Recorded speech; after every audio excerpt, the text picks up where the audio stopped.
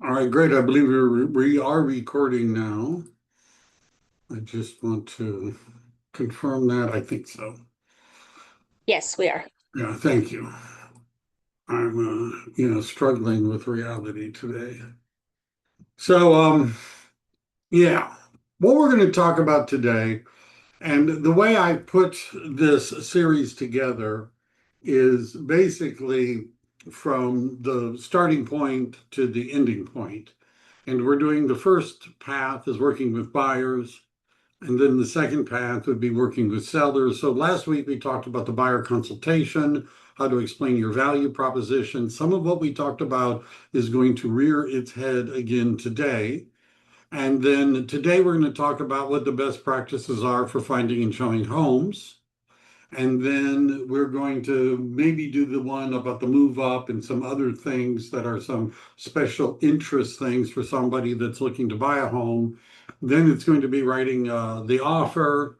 And then it's going to be going through the disclosures and then ways in which you can spend your commission check. Well, maybe not that, but anyhow, you get the idea. That's sort of the flow.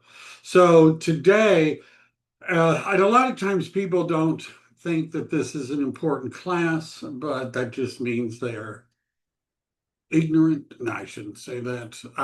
They just don't get it. But what, no, I'll just do this from the side. So there should be a copy of the handout in the chat. Should be. We're going to go into the MLS and do some other things as we're going along. That's a picture of me in my office planning out property showings, maybe not. So we used to call agents the Pop-Tart agents. And the reason we use that, I mean, some of you, I don't know if Pop-Tarts are still even the kind of thing people buy anymore. Basically, it was, refined sugar and flour and artificial flavoring in something you could put in a toaster, right? And it pop up. So the metaphor is, let's say either you're running, your team is running, or you signed up for some sort of a online lead generation system. You bought a Zillow zip code. By the way, whenever Zillow calls me and says, "Hey, do you want to buy a zip code? We got one that's available in your area," I always ask them, "How come it's available?" Maybe the previous agent made so much money from that zip code that they retired and moved to Costa Rica or something. That's possible, I guess. Or they didn't make enough money that they're willing to pay $600 a month for the zip code. Maybe that might be more. But anyhow, you signed up for one of those services. And generally, what happens is somebody calls you up and they say, "I want to see a property." And like a typical agent, you might pop up and run out and show them the property. Yeah, and this could be modified a little bit, and I might as well start, the sermon here. Um, I was interviewing somebody that I used to work with at Keller Williams a long time ago. She was complaining because her clients don't want her to make any money when she represents them as a buyer. She's picked a real estate broker that charges the least amount of money, has the lowest fees, and does absolutely zero to help. And I asked her, how does she, interact with her buyer clients? And she said, well, they have Zillow and Redfin and Realtor.com on their phone, Homes.com, and they find properties, and then they go to the open houses. And if there is no open house, they let me know, and I pop up and I run out and I show them. And my response was, um, I understand why nobody wants to pay you.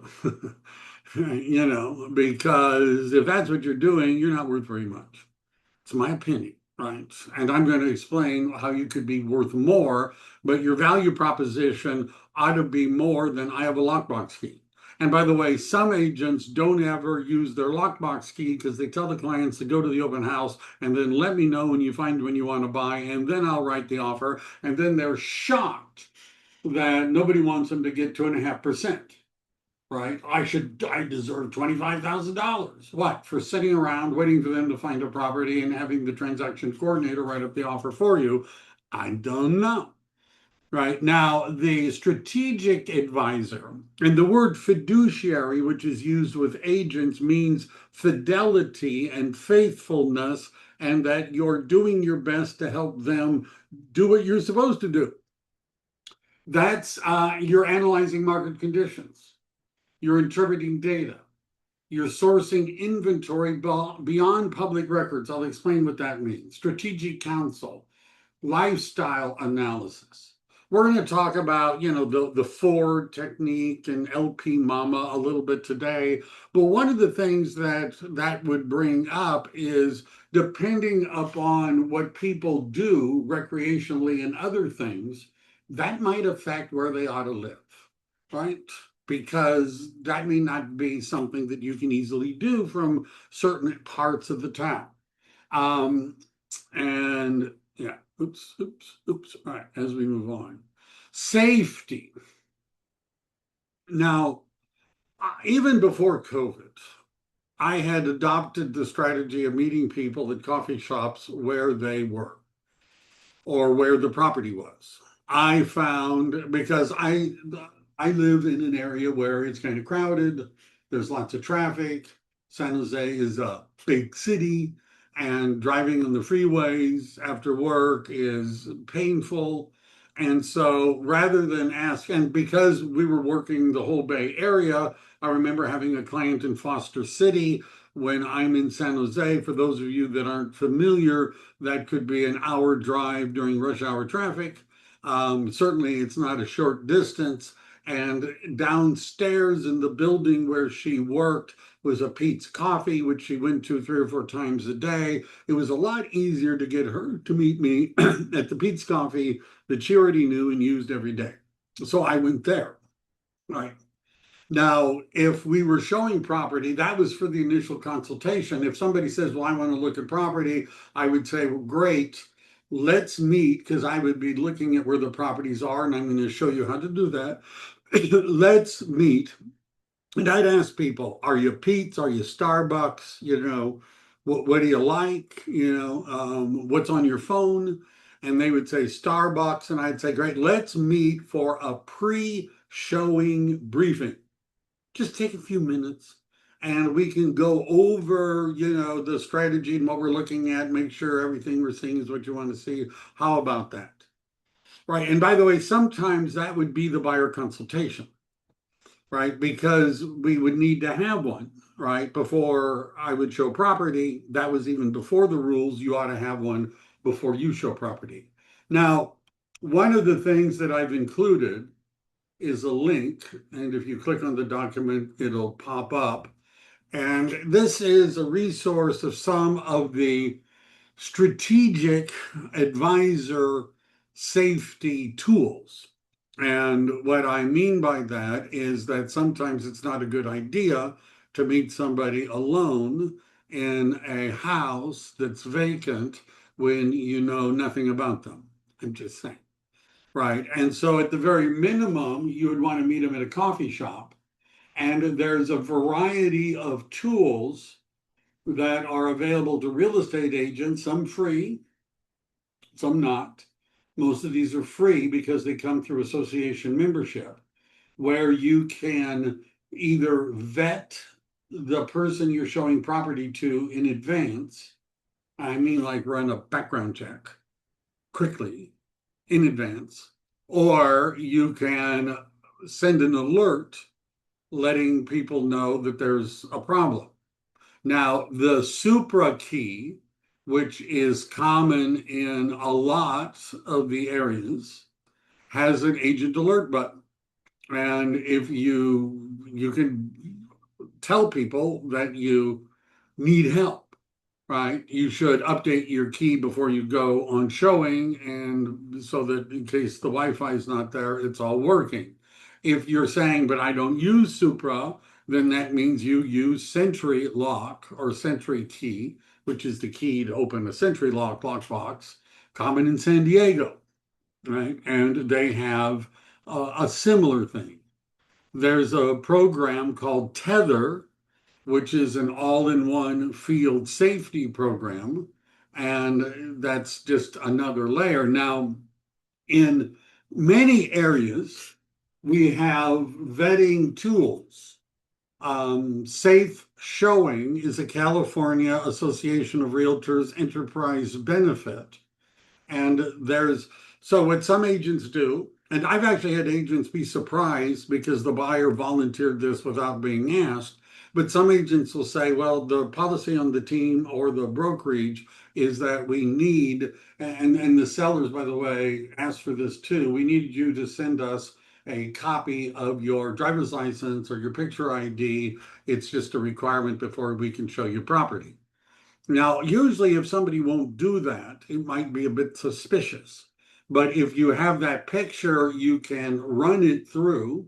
You even could take a picture of them, in person, and it's a way of storing it. So if you go missing, at least they know who to look for. There's also Certifidi, which uses, I'll tell you the one, I'm going to jump to the ones that I really am more, you can check these out. I'm not going to spend all my time. Trust Stamp is an NAR benefit. If you're a member of CAR, you're a member of NAR, and it uses artificial intelligence and biometrics to identify and check public records. Now, if you're in the best ones, however, of this whole group is something called Forewarn, which is in San Diego, Barris, and some others. You'd have to ask your board of realtors and MLS, and that will run a background check on somebody just by putting in their phone number. If you're in Santa Clara County Association of Realtors, they have something called Dummy, and you get a discount coupon from SCORE, the Board of Realtors, which does free criminal background checks. There's a limit on how many you can do. I don't know what it is. So where I just wanted to share that with you, you'll notice down here for SCORE agents, there's a promo code which would allow you to have a certain number of them a year. Some of them are like Tether, which is $60 a year. Trust Stamp, just need to know what your NRDS number is. Can everybody understand why this might be a useful thing to think about? All right. I can see I thought that was a safe subject. All right. Now what happened? I don't know. Do I have really a blank? Let me see. Do I have a blank card? Yes, that's what happened. All right. So I'm going to get rid of it because I have mental health issues. All right. So I had adopted the policy of going to coffee shops because usually when I was trying to get somebody to meet at the office, there was a lot of resistance. I was doing it because it was convenient for me, not necessarily it was convenient for them.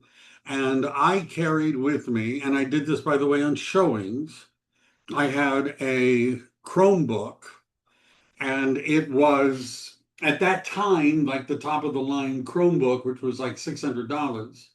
And it was a reversible. It could be a tablet, it could be a laptop.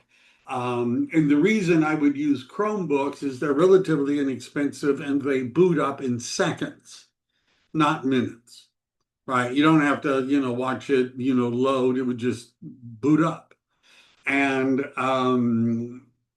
so I would always bring my Chromebook, and you could turn it around and things like that. But then I bought and I think I have it mentioned someplace, but I bought a portable monitor. It was IMO. I still have it.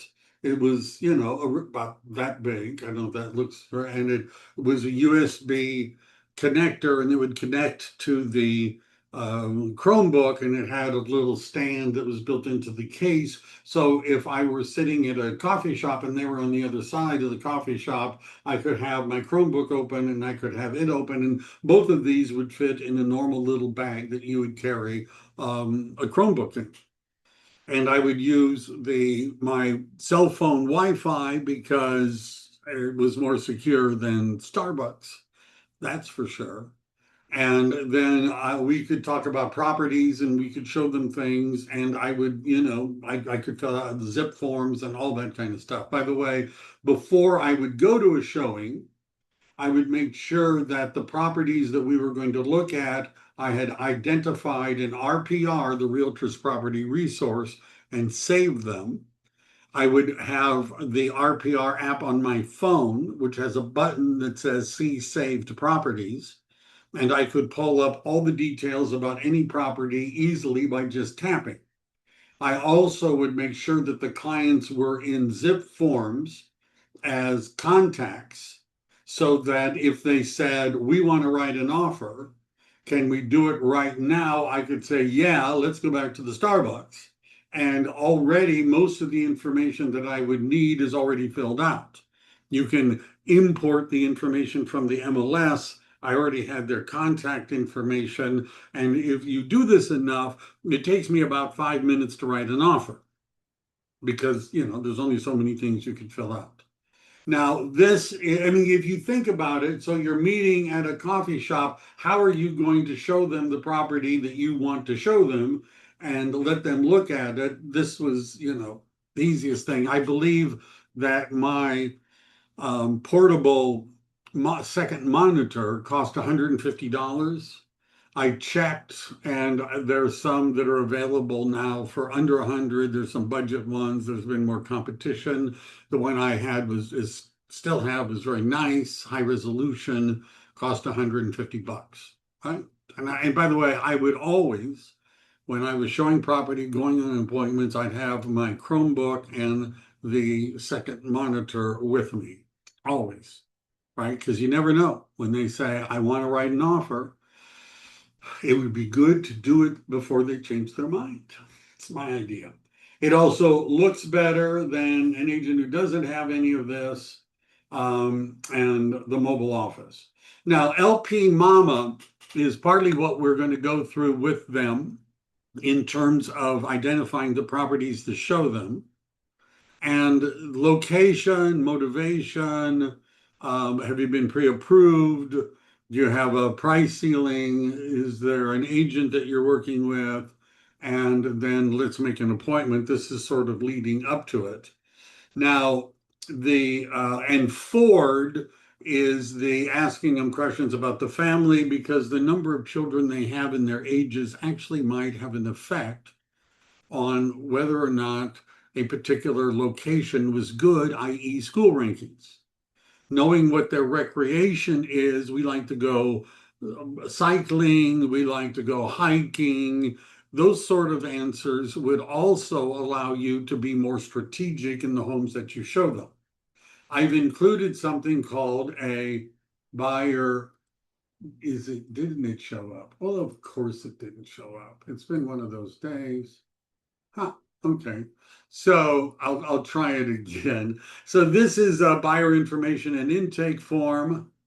What I'm going to do for those of you that are here is I'm going to just put it into the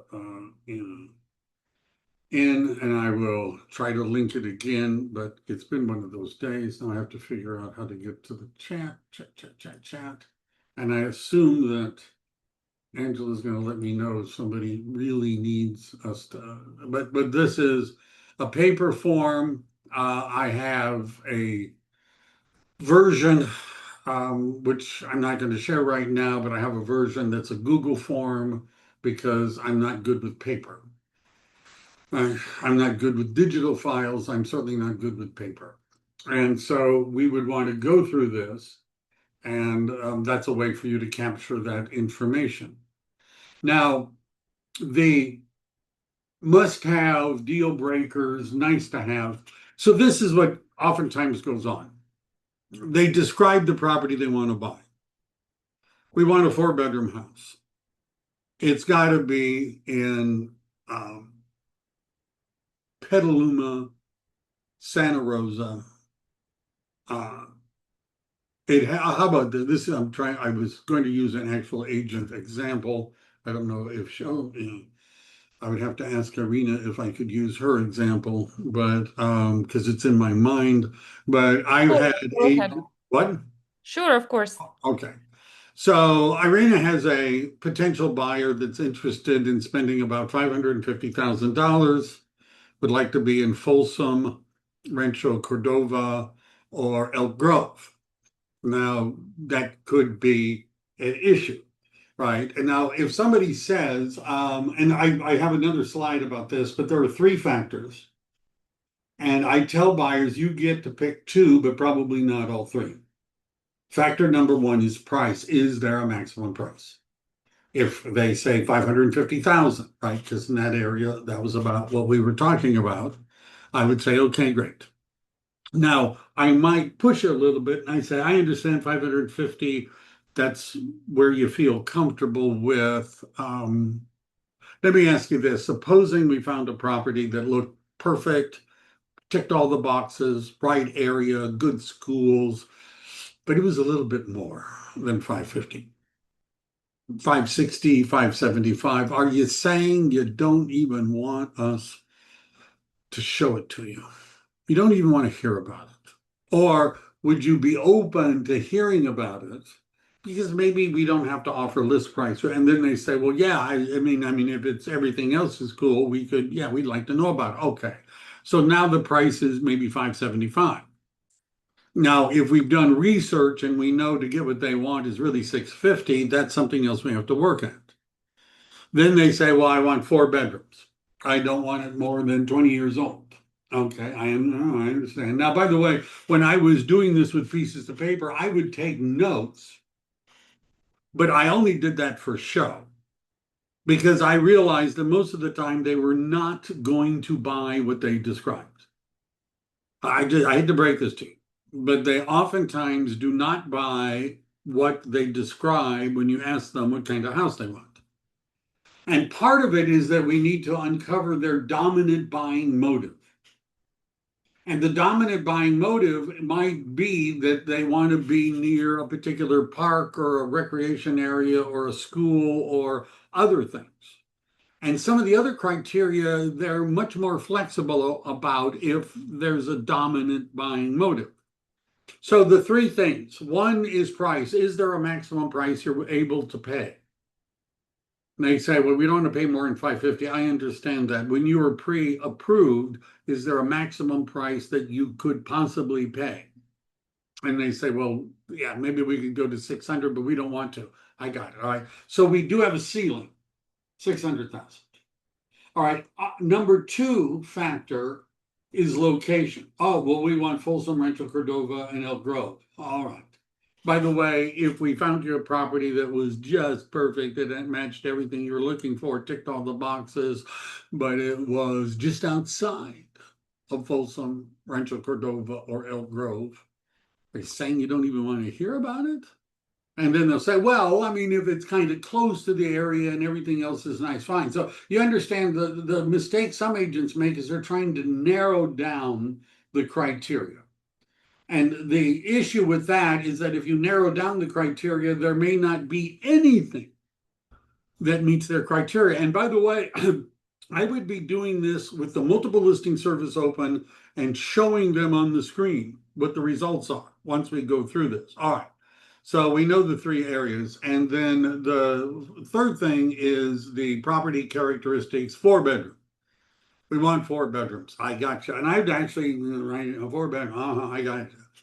So I just want to make sure I understand that if we were to find a property in Folsom, in the right neighborhood, and it had good schools, and it was in the price range you were looking for, and everything looked great, but it only had 3 bedrooms.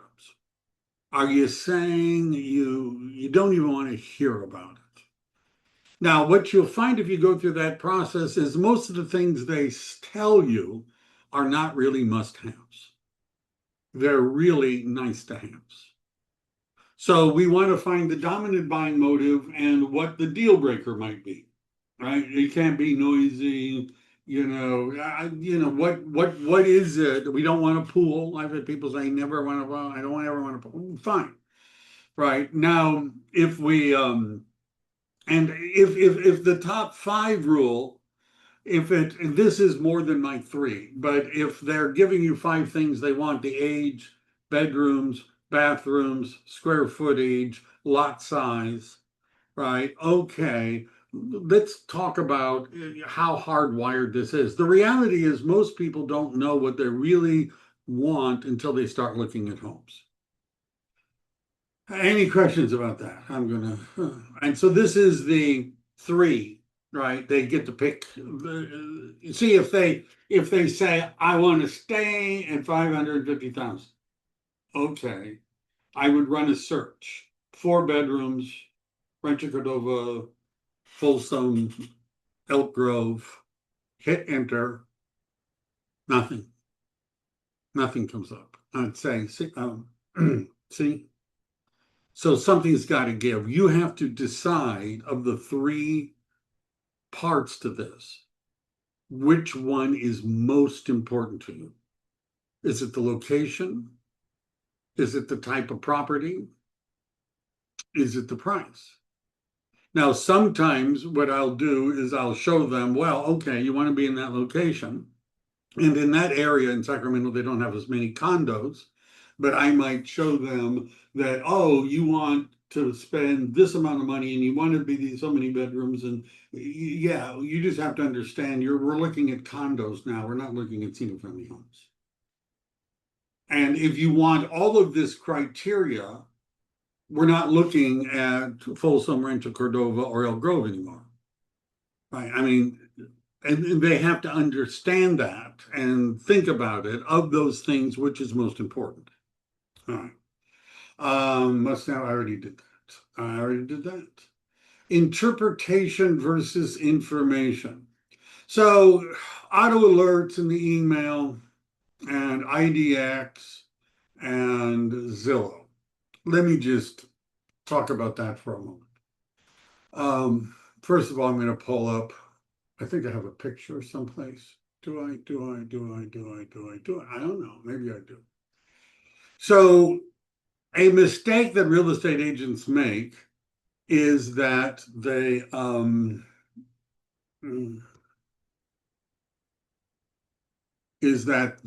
use their company's IDX search on their website.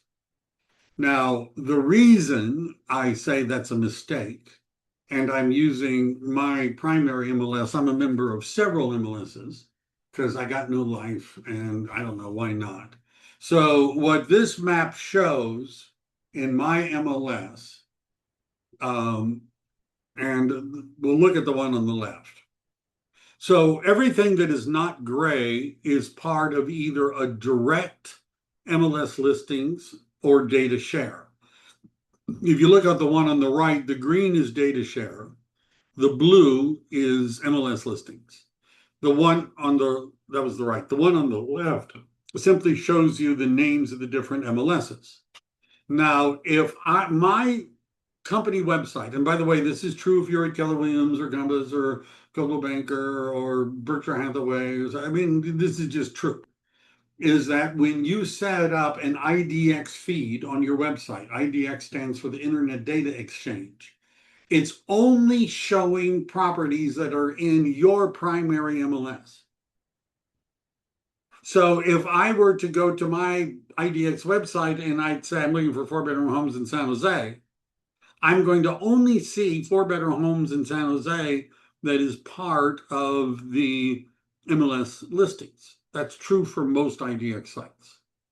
Now, I think that EXP, because they're kind of, innovative on this, are pulling in some other MLSs, but still, it's not all of them. So if you do a search on your IDX site and you see a certain number of listings in an area, and then you go to the MLS and you run the same search, you usually get a larger number. The last time I made a video on this, there was like 100 houses for sale in San Jose that did not come from the dark blue MLS listings. They came from Bridge, the light blue, or the purplish, or they came from the other MLSs. So what good then is the IDX website if it isn't a great search engine? Well, it's bait.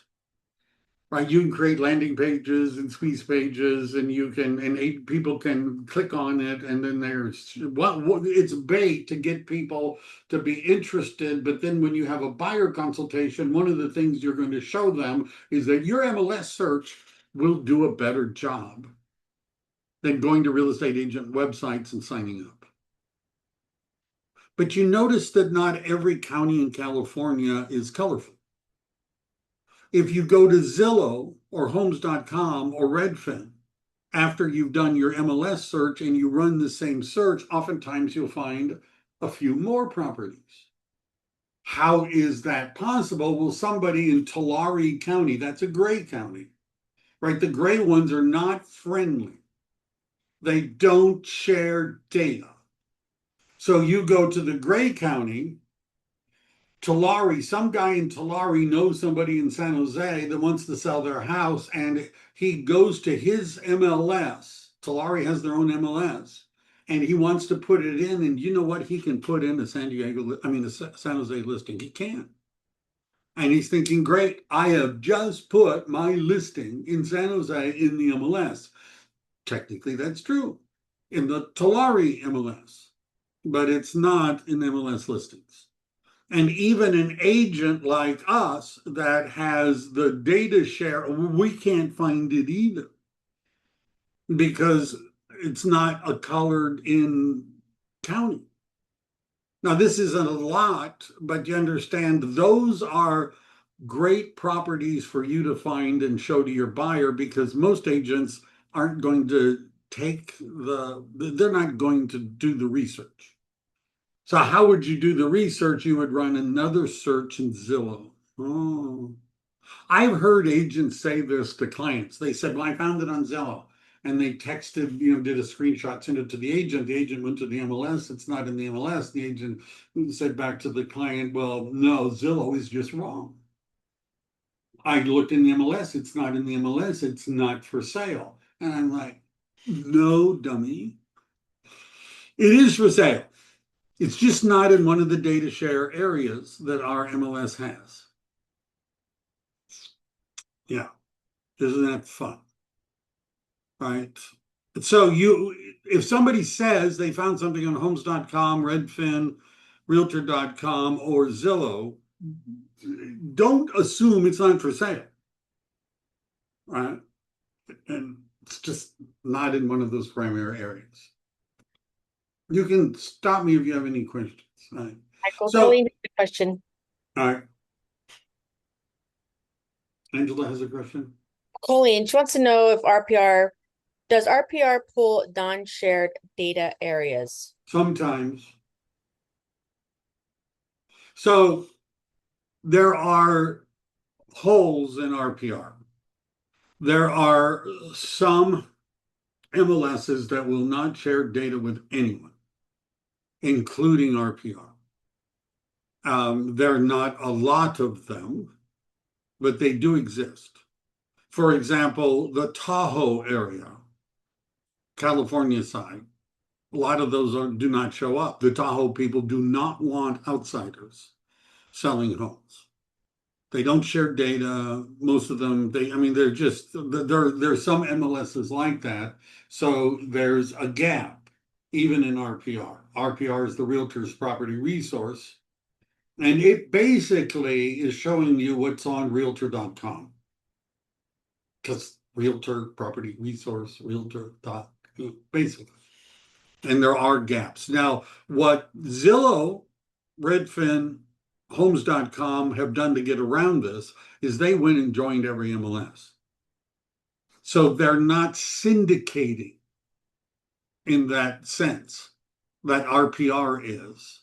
They're not syndicating the data. They have a direct feed to that specific MLS. The only way that you could get everything in the state of California that's active in MLSs is to join all 50 MLSs.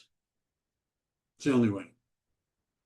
And for those of you, I don't know if I want to spend too much time on this, but just so you understand, CRMLS,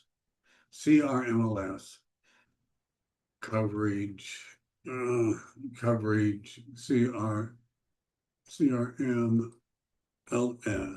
coverage map. All right.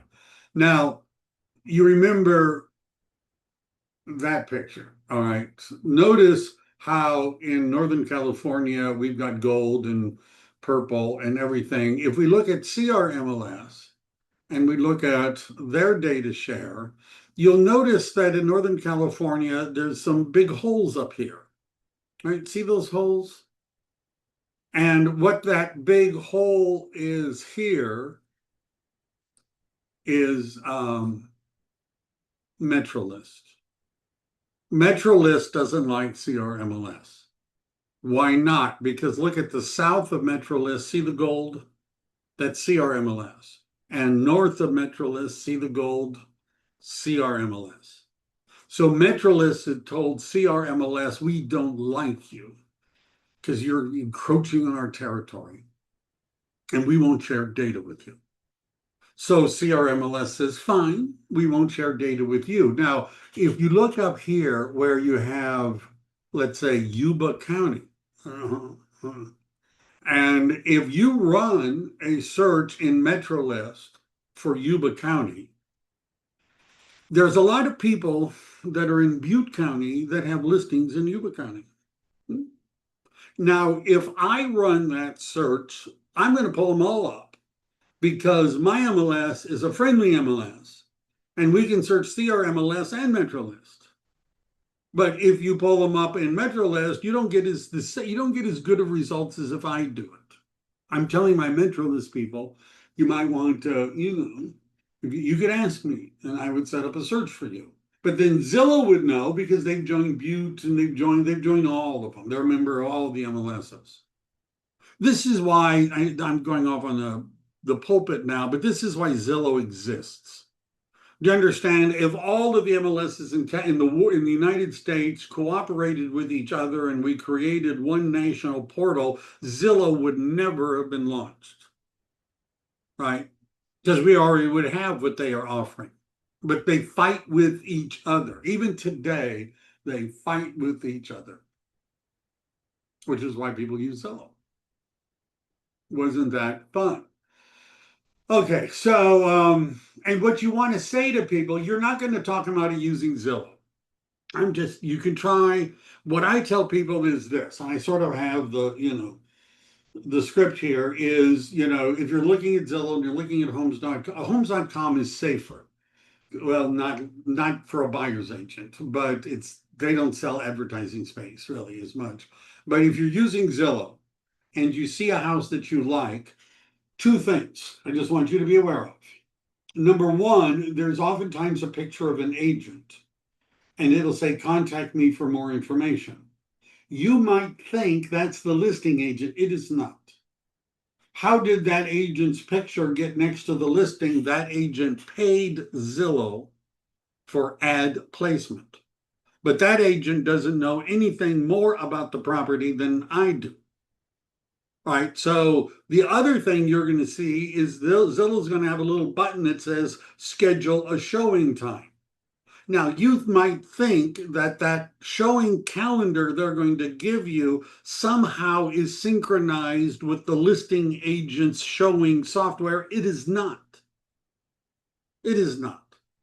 They just have a calendar. So you are reaching out to an agent who doesn't know anything about the property. You're clicking on a box to say, I want to see it Friday at 10 o'clock. And what's going to happen is they're going to come back to you and say, well, you can't see it Friday at 10 o'clock. It's not available. What about I picked it on well, yeah, but it's just not available. You understand, this is just a gimmick to try and get you to go in their direction. So what I'm asking you to do is that when you see a property on Zillow, take a screenshot, text it to me, and I will get you all the information that you need about the property, including showing and disclosures and comps and all of that sort of stuff. How am I doing on time? I don't know. Where am I here? All right. Oh, that's better. 13, hidden inventory. Now, if you listen to my presentation last week about a buyer consultation, one of the things, like, why would somebody want to work with you exclusively? Well, you're going to show them new home subdivisions, you're going to show them for sale by owners, expired listings, pre-foreclosures, circle prospecting, predictive analytics. Now, if this, by the way, you can buy software. If you're on the Place team, this is already integrated. So I can, in Place, because Place owns LandVoice and Remind, but if I would be telling a buyer, in addition to what's on the MLS.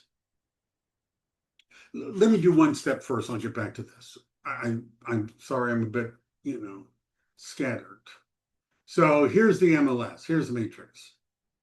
I'm going to go back to criteria, active, single family, although now I'm just going to pick San Jose. Now, this is not true in every MLS, but what I would be telling a buyer is the first thing we need to do is to get you in early for those properties that are on the MLS. And there's 68 matches in San Jose under 1.2. Let's do 1.6 just for, I don't know, 146. Okay. San Jose. You see all these M's? See all those? And if we do this, see all those? And if we were to make it a bigger, see all those? See all those? 43. What are those? Those are member-only listings. What does that mean? This is the phrase. They're not on Zillow. They're not on Zillow. Members only. The only way you're going to see any of these properties is if you have an agent, a member. Now, the ones with the red line mean they're not ready to show it. The ones without the red line means I could show it to you, not on Zillow. So if we're talking about getting in early, look at that. Now, your MLS may not have a members only. Some of them are adopting members only kind of things as well. There's coming soon, but you want to make sure if your MLS has something, because what most buyers think is that Zillow has everything. Doesn't have any of these. Doesn't have any of those, right? Members only. Then I would say, well, hopefully we might find the property simply by, looking at the MLS and looking on Zillow and doing all that other stuff.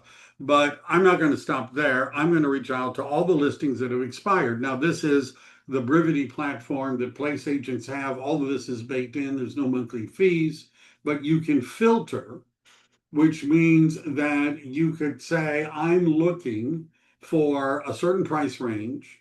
I'm looking for bedrooms and bathrooms. I'm looking for certain areas, and it'll pull up expired listings that fit that search. Notice this one expired today, yesterday. Now, there's also a for sale by owner and pre-foreclosure properties, not on Zillow, not in the MLS. Now, if you're a real estate agent and you've ever worked with expireds or for sale by owners, this is the biggest objection you often get. And the objection is, I don't want to list my house. If you have a buyer, that's okay, but I don't want to list my house. And of course, most of the agents that are calling them want to list the house. That's why they're calling them. But let's say I call them up and I say, look I don't want to list your house. I have a pre-approved buyer who's looking for a 4-bedroom, 2-bath house in San Leandro. It fits exactly what your home seems to fit exactly the criteria. I am not here to list your house. What I'm asking is if my ready, willing, and able buyer makes an offer on the property at price and terms that you find acceptable, will you compensate me for the cooperation? That's all I'm asking. By the way, most for sale by owners and expireds will say yes. Now, you see, when we go this far, we now have a value proposition that exceeds, I got access to the, well, every agent has access to the MLS. They may not be good at searching, they may not pay attention, but everybody's got access to the MLS. right? We've now gone further. How about pre-foreclosures? Are you open to a fixer-upper? Well, are you open to a fixer-upper? And in terms of what was called circle prospecting, Place owns a company called Remind, which has every property in the United States, and predictive analytics, who's likely to be selling in the future, and what the value of the property likely is, and how much they owe on the loan, and how long they've lived there, and how to contact them. And if you pick a particular area, you could find properties that are likely to be open to being sold that meet the criteria of your client. So if you really want to have a value proposition, you would be telling them, I'm not going to just set up an MLS search and walk away. Tell you to look on Zillow and let me know when you find something. I'm going to go out and dig up some off-market properties. What are the off-market properties that we sold?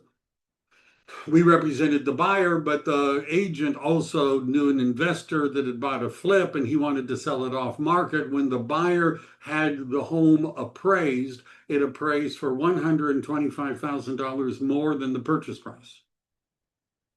They underpaid $125,000 according to the appraisal. They had $125,000 of additional equity on day one.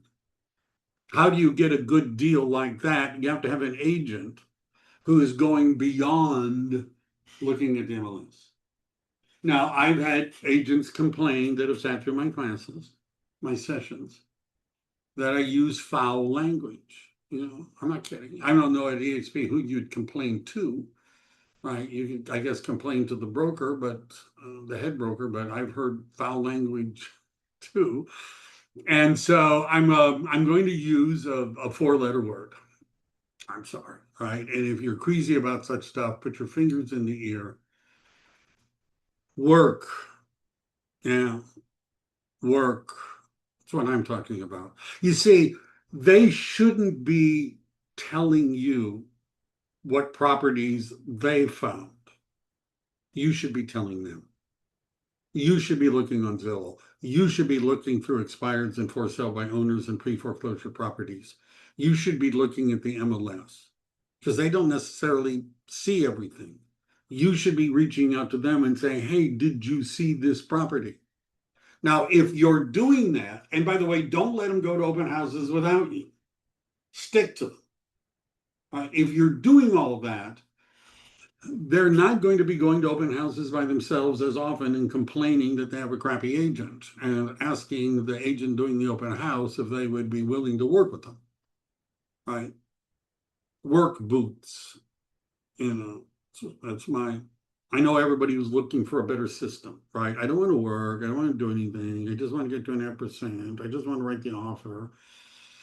Anyhow, so and by the way, EXP has some off-market listings. The Golden Letter, I could provide an example of it, but basically it's a letter that you write, nice paper, handwritten address, explain who your buyers are. They work at Cisco, they're engineers, they've been there for 20 years, blah, blah, blah, blah. They've been pre-approved. Sometimes I'll take the pre-approval letter and blank out names and things like that. This is for real. I'm not looking to list your home. That's not why I'm contacting you. I have a buyer that is interested. New construction.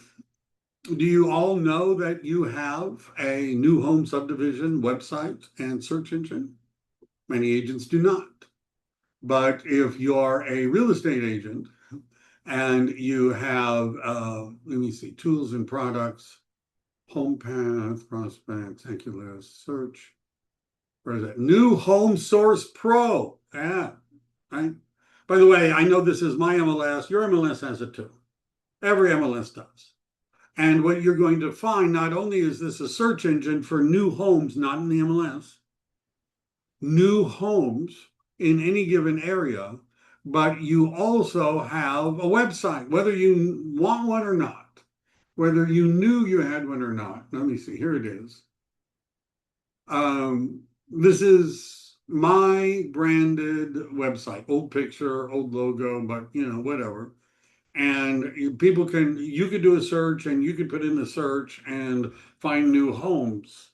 and say, hey, did you know about the new home subdivisions? By the way, what I realize, and this varies a little bit by builder, that when I set up a search for clients, which I can do, and it sends them listings of new home builders, the new home builders were sending me an email saying, thank you for registering your agent. That's an important term, because registering means that you're the agent connected to that client to get paid. And because the new home builders created this website and they want agents to use it, if you use it, many of them will register you at the buyer even without you going to the site. Right? Everything that meets their criteria. All right, now let's look at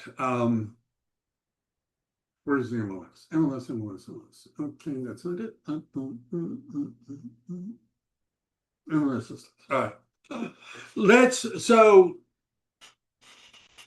one other thing I want to show you, what I would always put together for my clients is a spreadsheet. It's a Google sheet. I would create a Google folder which has the clients' names, which I would share with them. They have editing, they could upload, they could download. What would they upload? Copies of a pre-approval letter, proof of funds, stuff like that.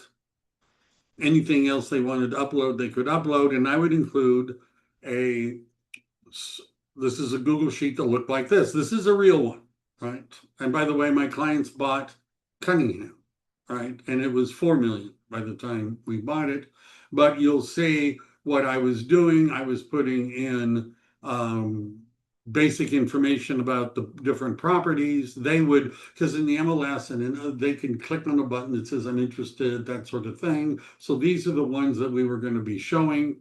I included offer date information. So are they taking offers at a particular time? Do we know when it is? I would put that in. Is there a disclosure link? I would put it in. If they have showing instructions, I would put it in. Sometimes people would use their own app back then. And what is this? This is a RPR report. So RPR is the Realtors Property Resource. If I were to go here and just, let's say I was going to show them, how about this one? I don't even remember this one. It's a beautiful house. Listed at 500,000, auction. Let me pick this. I remember this one is I'll pick a better one. So let's say we were going to, how about this? I don't know. All right. So let's say this is one of the properties that we were going to show. Before I showed them the property, I would go and click on create a CMA. And I would confirm the facts. It's going to tell me I don't know anything that the MLS doesn't know. I would confirm the facts. I would then find comps. I would create a radius search. I'd go out a half of a mile. Quarter of a mile is more accurate, but we're going to do that. Search in the area. What I'm doing now is I would modify the search and say within the last 6 months. And a whole bunch came up. And as I go down, the little stars means they use this in their realtor valuation model. It's a 3.2 built in 55, 3.2 53, 3.2 53, 3.3 48, I don't know, 3.2 53, 3.2 49. I'd rather have another 3.2 53. And when I'm doing this, I'm seeing this range. And one of them is really low on the range. And so I'd spend a few minutes tweaking it. This one seems to be an outlier. Notice it's got a Google thing, which means it didn't go through the MLS. So it's, and this one at the top for 624, there's probably something going on with it. So I might be looking at it. And by the way, the one I'm showing is in the MLS also, which means it's usually an RPR, but I would pick out, if I were asked to do a CMA, what would I use, right? What are the properties? And let me just, how about this one, just for fun. All right. So I have another class on doing this. This is a big range. I would have spent a minute. Do you know why I do this? I can remember showing a condo and they said, well, what do you think, the property ought to sell for? What are the other models selling for? What's going on in in the comp? And I was like, I don't know. I just ran active listings and, brought you to see them. So I would create a report, I would create a buyer template, and when it's run, it's going to give me a URL. And that URL you can then copy and paste it into the spreadsheet. So the buyers can look at the comps, descriptions, graphs, charts, all that kind of stuff. Yeah? All right. One other thing I want to show you before, I mean, I could do this for a long time. It's already been a long time. But let's talk about uh, showing property. And I'm going to do Morgan Hill because it's not going to be too bad. Morgan Hill, what happened? Did I lose the Morgan Hill? No, I didn't. Let's keep it. All right.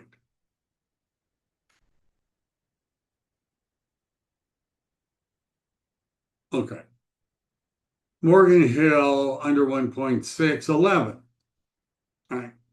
Some of them, these we could probably, we would be finding out, right? One of the things you have to find out are showing instructions. Agents oftentimes call me up and say, how do I find showing instructions in the MLS? Well, there's a section in the MLS called showing information. How about that? Right? Just going out on a limb, that might be, a good way to find the showing, right? But let's say all of these, I'm going to take off 2 members only because sometimes you have to do something. They don't necessarily have a lockbox, but let's say these are and by the way, you only should be showing 3, 4, or 5 on a weekend. So let me just get rid of some of these, right? I don't know how many that is, but let's say that group is what we're going to show. So what I would do is down here in your MLS has a similar button, a similar way, but there's something called directions. Now, what happens when I click on that is that it's going to give me a geographic based, which one to start with, what's the next one, what's the next one, what's the next one, all the way through to the end. Because I always struggled with this. Because I don't want to show one here and then drive to the other side of town and then go back there and then drive to the other side of town. I mean, it's a headache. So, and by the way, if we're going to meet at a Starbucks or Pete's, what I could do is add a start button and put in the address of the Starbucks. And by the way, it would redo the list based upon the location of the Starbucks. All right. So now here are the properties we're going to show in the order we're going to see them. Now what I would do is I would go to Google Calendar, and let's say we're doing this on Saturday. I would take 17411 Holiday Drive and I would put it in. Now, depending upon how far apart they are, I would give it at least 30 minutes. See, this is why you can't have 10, but at least 30 minutes. And you have to sort of figure out, well, how long would it take me to get from one to the other? By the way, even Gemini can estimate this, but I would put in, we're going to start at 10 o'clock in the morning, 17411, and I put it in Google Calendar as a separate event. And I'm going to invite the other people. Then in 30 minutes later, we're going to go to Oakleaf. I'm going to put that address in, and then St. Michael, and then Lamar, and then Cordova, and then Hillwood. And I would put in, now if I know that they're far apart, I would give them maybe the difference between 2 and 3 is a little bit bigger so that they have plenty of time to look at the property and we have enough time to move on to the next one. Now, the reason I do that is sometimes they'll say, we don't want to see Lamar anymore, right? We've been thinking about it. We really don't want to, okay. Well, all I have to do is delete that from my calendar.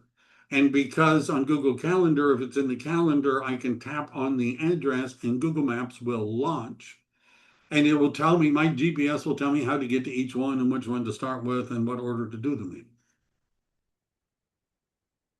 A practical suggestion, I think. Right? Because we don't want to look like, I mean, I know I look like I'm in chaos most of the time. you know, Angela's, but but you understand when we're showing property, we would like to know. And by the way, in Google Calendar, you could attach things into the calendar. You could put information in the descriptions. Right, because you have to realize they're probably not going to ride with you. They've got their own car. They're using their own phone. It's easy for them to launch the GPS as well on theirs because it's connected to their car and it's in their calendar. You understand this is smooth. All right. And by the way, there's more information about showing homes if they complain about something that's not necessarily bad. They say, "Oh, carpets, we hate these carpets. Oh, look at them." Oh, well, I see what you mean. That's pretty tacky. By the way, if you own this house, rip out the carpets, what would you put in? Porcelain floors, hardwood. And then when they say, well, we would get rid of the carpets and we would put in this new porcelain tile that looks like hardwood, but it's really easy to clean. Right? Oh, that would make this look really nice. Yeah. Oh, I understand. You know, you understand. Just because they object doesn't mean, oh, they don't want to buy it. That you just ask them, well, what would you do to fix? Oh, look at the backyard. It's terrible. Oh my God. Oh, Ray, yeah, you're right. Yeah, they really let this go. If this was yours, what would you do back there? Do you garden? Do you like flowers? I mean, what would you do? Oh, well, we would turn that out over there and we would put in a little gazebo and oh, really? That would make it look really good. By the way, maybe we could ask the seller to give us a credit that would cover those expenses, huh? Well, wouldn't that be nice? Right. All right. Questions. Was that at all useful?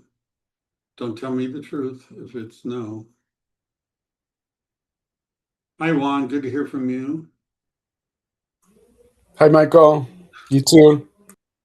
And by the way, if you're on my team and you want to talk to a buyer and you want, this, what are the three factors? And this thing I was about how do you buy and sell and buy all at the same time, and you need help explaining this, reach out to me.